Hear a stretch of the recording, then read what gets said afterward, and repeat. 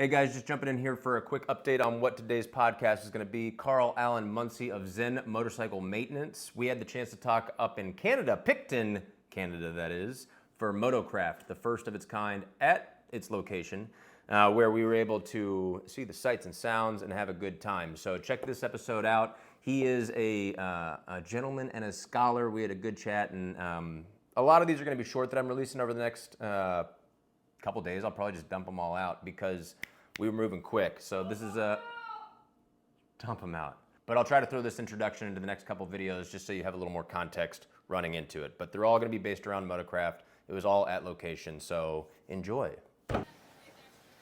Mav, Mum said say there. What? Do you want us to look at each other? Yeah, we're having a conversation, Carl. Lovely to meet you. Nice to meet you, sir. And I am Sam Schneider, and we are still here, Base 31, Hangar 6, for MotoCraft Show. We are. And give a little introduction to who you are, all the things. Absolutely. My name is Karl Allen-Muncey. Hey, Carl. Also known as Zen Motorcycle Maintenance on the Instagrams. On the Instagram. Zen Motorcycle Maintenance. So it's not just maintenance, it's also the Zen component. The Zen component. The mental health component. Yeah. Yeah, and I did a talk this morning at MotoCraft 2025, and it seemed to be well received. Yeah. Which I'm very happy about. Well, and so I walked up into it. It already started because I think the schedule is the first event, so it's a little out the window.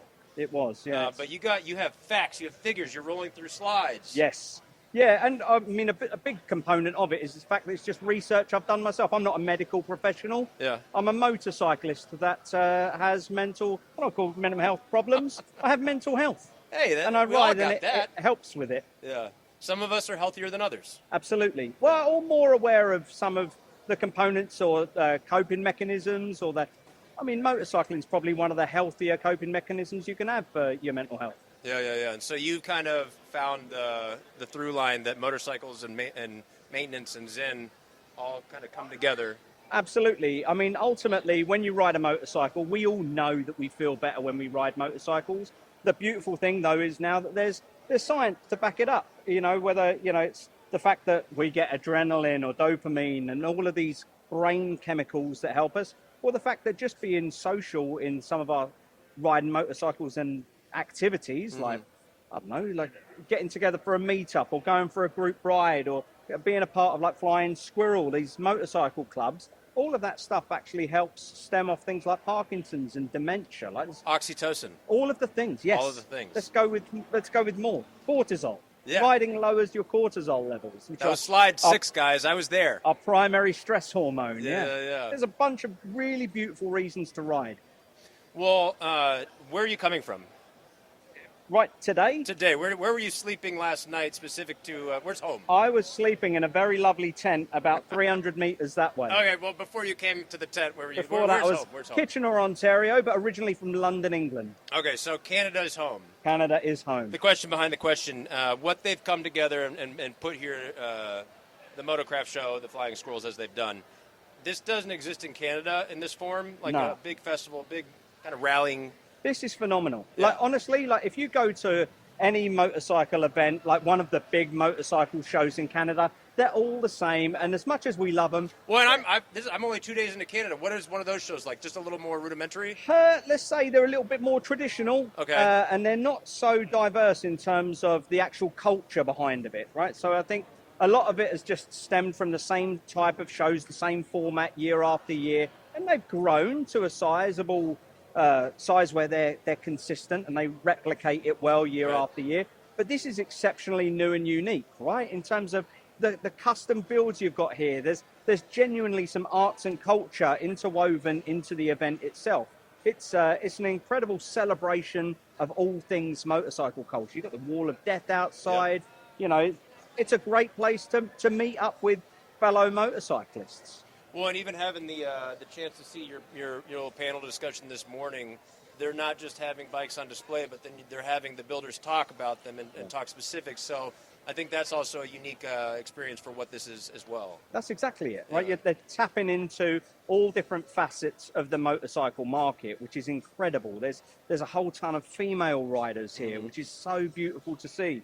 And, just different motorcycle clubs and builders like you've mentioned. Like It's awesome. Like, there's folks I haven't bumped into for years, really, because there haven't been this sorts of environment or type of event to meet up with them. So it's great seeing some familiar faces, some real kind of stakeholders within the motorcycle community. Well, and I feel like they set the bar pretty high on their first event out here. Do you think next year it'll be as big or bigger? Absolutely. Like, do you think it's unavoidable just because something like this hasn't existed in the past? Well, the incredible thing about the motorcycle community is it's word of mouth, right? Yeah. It's so social by definition of the passion that we all share. So I think, just by the sheer numbers here alone, as a first event out here in PEC, and this is an incredible venue, right? I think there's nothing other than growth from it. I think, if everyone here tells 2-3 people, which they're going to, and I hope they We're do. going to be up to like 13 people.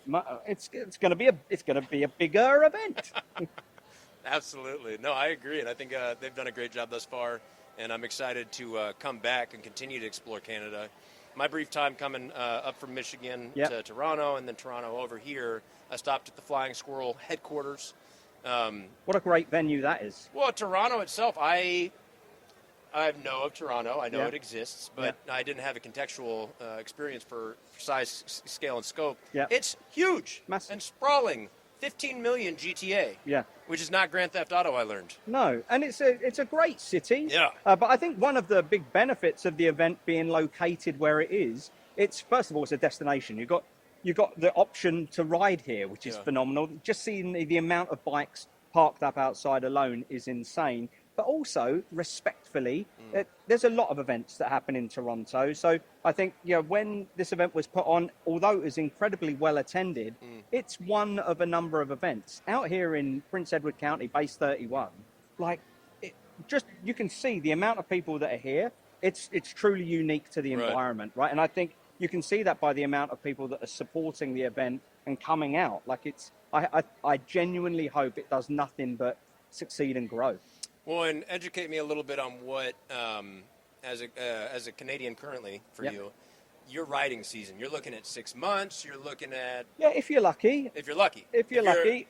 And as someone who rides for their mental health, right, that short window is exceptionally small. Yeah. But what it does do really is when you do get together for that first meetup, that bike meet or whatever, it's truly like coming out of hibernation, right? And it's a celebration of that true connection and shared passion.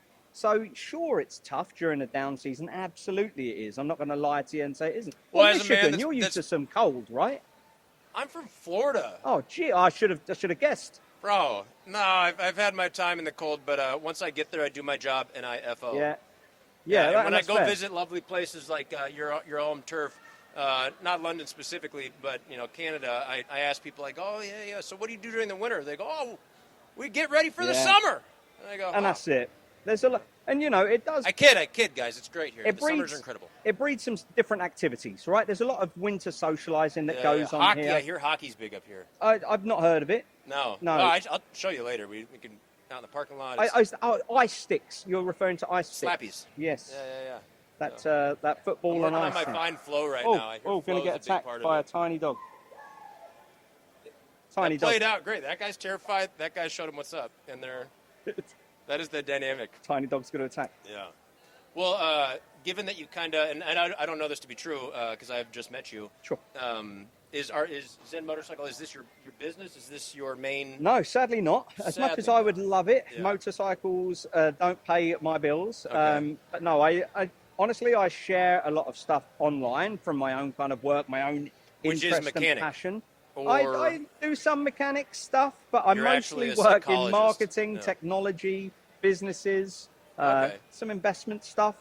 Yeah, a whole real kind of mixed bag. But Zen Motorcycle Maintenance for me is my kind of window into, concentrating on my passion, right? And it's really a mix for myself, or an outlet, I should say, of the motorcycle mechanics stuff that I'm interested in, the philosophy that I read, and some of the mental wellness, and then some of the mental health research, statistics, and all of that kind of stuff I'm interested in as well. So it's kind of my outlet of into and out of the moto community.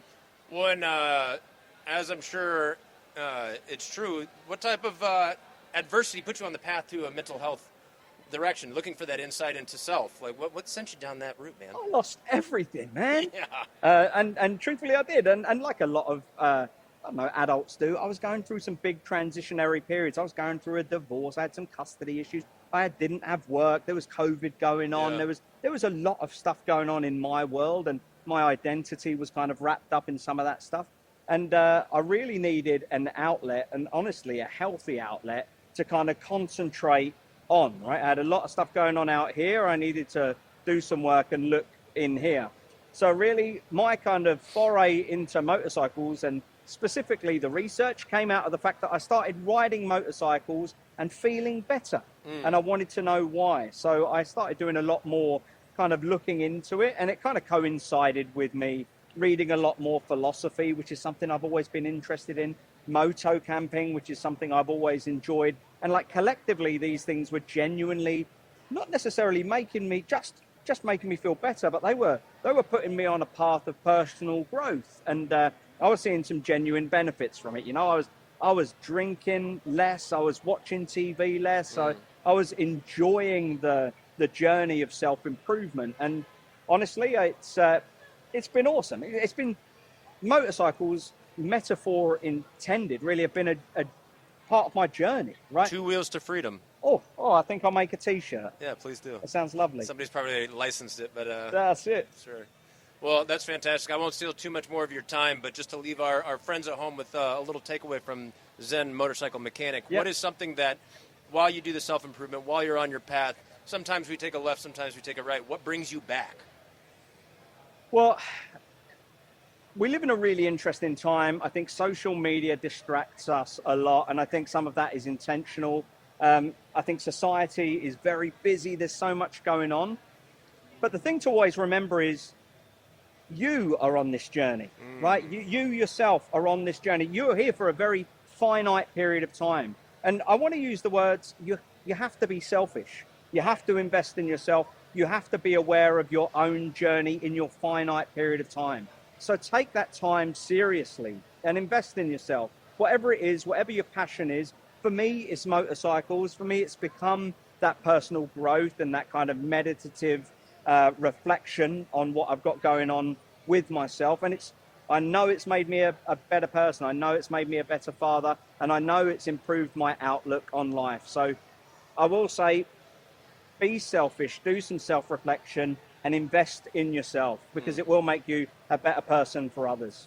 While you're on this journey, what do you find to be more rewarding? The pieces of self-improvement that you find through your own research and experience, or when you find yourself now helping individuals and they reach out to say, like, hey, I put the bottle down and the gun out of my mouth. What's more of the...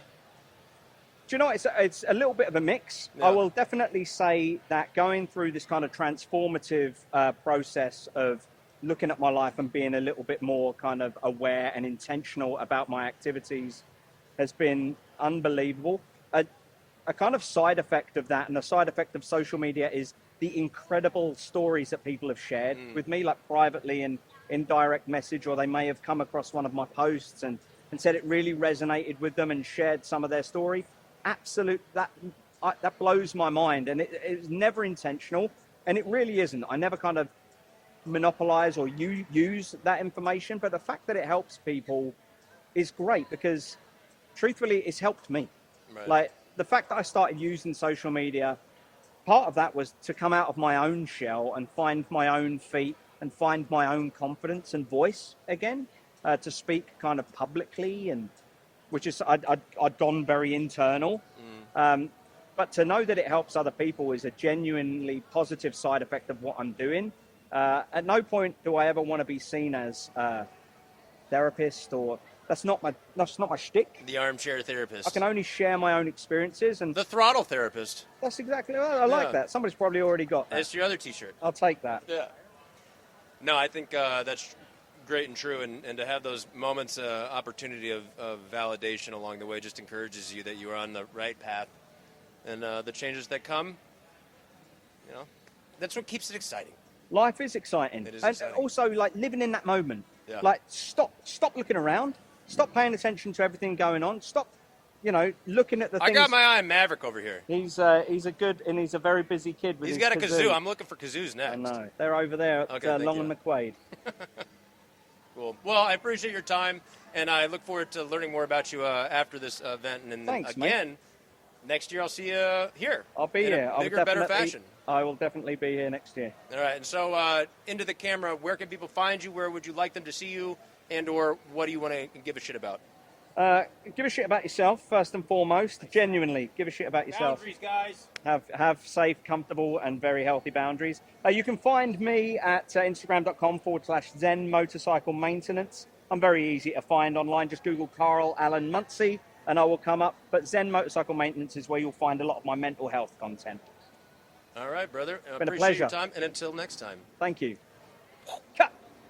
All right. Thanks, brother. Hey, thank you. Oh, I'm broken.